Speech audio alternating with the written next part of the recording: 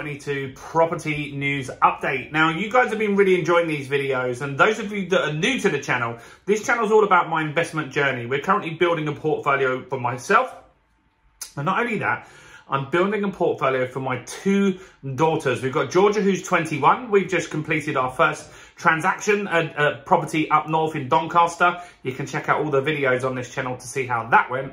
And my baby Amelie, who is just 1. Now, how can you join us on this journey? Very easy. Take that finger of power, spin it round, hit the subscribe button and hit the bell notification. You'll learn some stuff. You'll see all the good, the bad and the ugly of property investing in 2022. Now, let's talk about the market. What is happening in the market? Are we finally crashing? Who knows? I can tell you, I've got some little statistics that I want to share with you here today. So let's have a look at what is happening in the market. Well, let's be honest.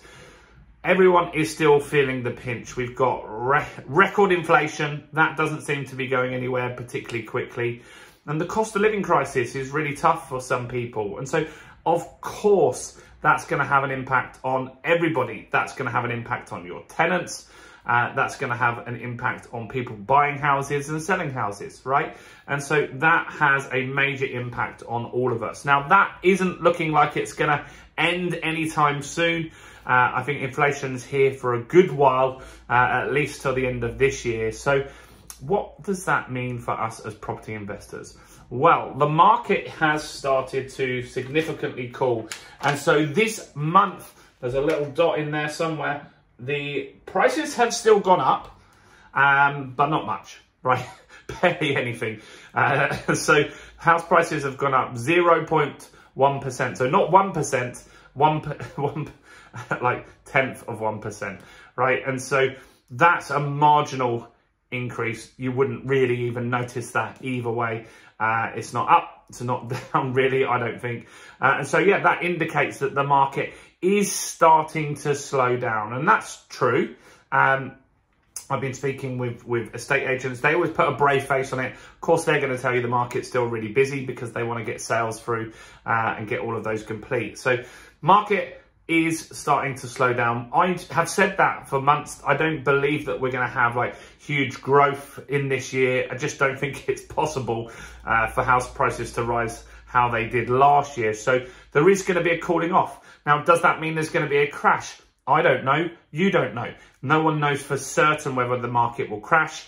But let's look at this as well, because in the last few videos, we have talked about what happens if there is a market crash. Should you buy today? Because you're going to be buying for cash flow as an investor. And so even if the market went down, if you're buying and holding, which is what I really, really suggest that you do, then you're not going to have too many major problems because the prices will come back at some point, right? Now, if you bought today at £100,000 on the interest rates that you can get today, it might be cheaper than if you bought and the interest rates are double next year. And even if you bought for 75, you might be paying more monthly for your mortgage. So I, as an investor, am looking for good deals. It doesn't matter what's happening in the market necessarily. If a deal is good and it stacks up and I can get money out, so like reducing my exposure. And so we're looking at deals where we can add value. Can we add a bedroom? Can we refurbish it? Can we add an extension? If we can do that kind of stuff, then the fundamentals are still there. Interest rates are still very, very low historically. Yes, they are on the rise, but if you get a deal now, then yeah, it might go down in value temporarily, but it will come back. If you're looking to flip a house, that's when it gets a bit more interesting and you should be definitely a little bit more cautious. So 0.01%. Now, next, look, the average house prices, pretty much similar to what it's been recently. So they're on average £250,000. Now, if the market stays where it is and it doesn't go up, it doesn't go down, and that average price stays for a while at £250,000, salaries are rising with inflation. And so that means affordability longer term should be better for people. And that's a good thing, right? We want affordability to be good for buyers or tenants and stuff like that. So that's a positive sign, I feel. And so £250,000 is the average at the moment. Let me know in your area, what do you think the average house price is where you live? Do comment below. I'd love to know what your area is like at the moment. Now, annual growth, it is still pretty strong. And so the annual growth in the last 12 months is 8.4%, which is amazing, right? If you've got a portfolio, then you're going to have made significant returns on that in the last year. And you're not going to get that every single year. That is going to start to go down for sure over the next few months. The annual return, of course, because house prices aren't going to keep rising as they did. But look, if you bought previously in the last few years, or you bought in the last year, you've had a good return on your property, which is very, very good. Now, another thing I want to address is inflation, right? And so inflation is actually good for property investors. It's not good for Joe Public. It's not good for people that have got savings in the bank, but it is good for investors. And the reason for that is the money that we owe to the bank is worth less, right? The money in the bank is worth less. So if we owe the bank 100 grand today, the buying power of that 100 grand in a year is roughly, because we're at 10% inflation, going to be worth about £90,000. So it's been eroded. And that's a positive thing for people that owe money. And so that's how your value of your house, when the market starts picking back up again, inflation is what carries us forward and takes our value of our houses up. And that means that we don't owe as much money. So think about this, right? Your parents may have bought a house for £5,000, £10,000. Your grandparents might have bought a house for hundreds of pounds, and they paid that off, and now it could be worth hundreds or millions of pounds, depending on where that house is based. And that's what inflation is doing to the debt that we owe. So if you're an investor like me, I obviously would prefer, I'm happy that the inflation is reducing it, but obviously I've got a consideration. I've got tenants and friends and family that will find it a little bit more difficult while there is high inflation. So there are pros and cons on both. So let me know your thoughts on inflation. What do you think that's going to do to the property market? I'd love to know what you think while we go through this. Now, how long does it take to sell a house?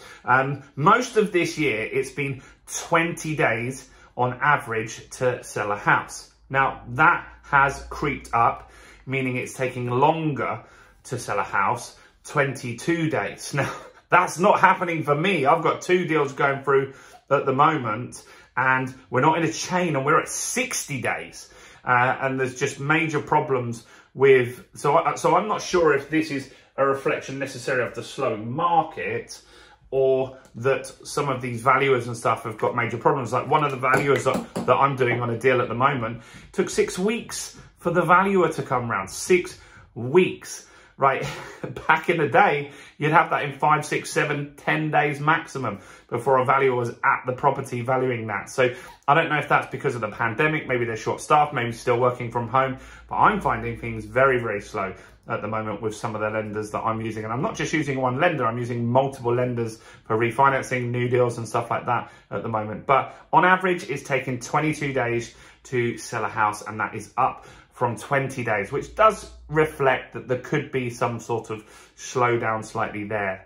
Now, inquiries at estate agents are also down for new potential sales, and that's a consideration, isn't it? So estate agents are seeing less people make inquiries at the moment, and that is something that they've really got to keep an eye on, because when they get the new stock and the sales that they're going to be looking at in September, October, November, December from now, if they're not getting fresh inquiries in the door, then obviously those properties are going to get less offers on them. That might drive the price down a little bit, but it also might mean that properties take longer to sell. And so that's a real consideration here, that could be some issue going forward. So that's in a nutshell what's happening in the market. Marginally, house prices have gone up. Pretty much that means they're flat, right? 0.1% is flat. It's not really anything significant there. 250 grand average house price. That's obviously pretty solid. But hopefully people's wages will go up with inflation, which means affordability will be better moving forward, which is a good positive thing, I believe.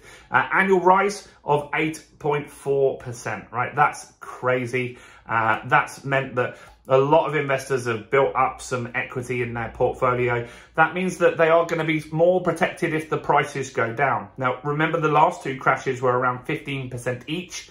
And so if you built another nearly 9% just this year, and the year before was very big as well, then that gives people a buffer. So that should mean that less people, if the market did go down, go into negative equity. Now, another consideration if the market does go down in the UK is that last time when it dropped, people went into negative equity, and that was because you could get 100% mortgages. You can't do that anymore. You haven't been able to do that since that crash.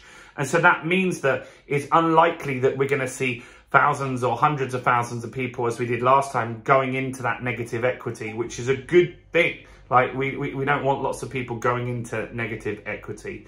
22 days, it's taken longer to sell a house than it did last month, but not loads longer.